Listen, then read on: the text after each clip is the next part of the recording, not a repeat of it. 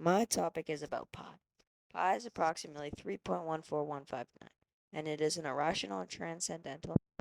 Some interesting things about pi are that pi appears in formulas describing the behavior of waves, such as those governing the vibration of strings, electromagnetic waves, and quantum wave functions. Pi is incredibly useful in engineering calculations involving anything circular or spherical, like satellites, pipes, wheels, and signal processing. It helps determine areas, volumes, circumferences, and more.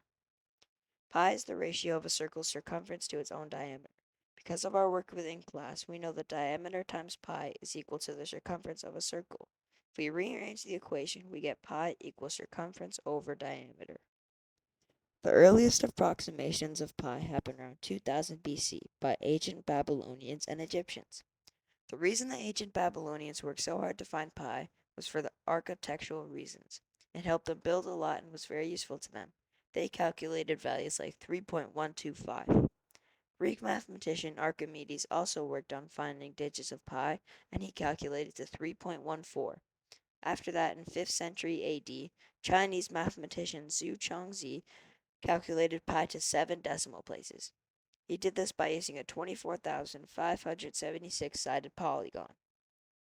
Then, even later, Persian mathematician Jashmid al-Kashi computed pi to 16 decimal places. He did this with a polygon with even more sides. Eventually, in the 14th century, Indian mathematician Madhava finds an exact formula for pi, and in the 18th century, Leonard Euler chooses the pi symbol from the Greek alphabet that we can all recognize today. The reason all these people worked so hard to find pi is actually pretty simple. They just wanted to know the ratio of a circle's circumference to its diameter. They thought it would help them learn more about circles and help them later on in math. Pi is significant historically because it has been a big reason for the historical development of geometry, algebra, calculus, and computational mathematics across many ancient civilizations. This means that the drive to find pi led to many other great things in math. Now, people can calculate pi in trillions of digits. Everyone already knows what pi is, and it is turning into a challenge of who can compute the most digits in pi. Pi also has some cultural significance, with there even being a day dedicated for pi on March 13th, which on the calendar is 3/14. Pi certainly still has a role today in the world, but it is not used in quite the same way. However, it is still used in many ways.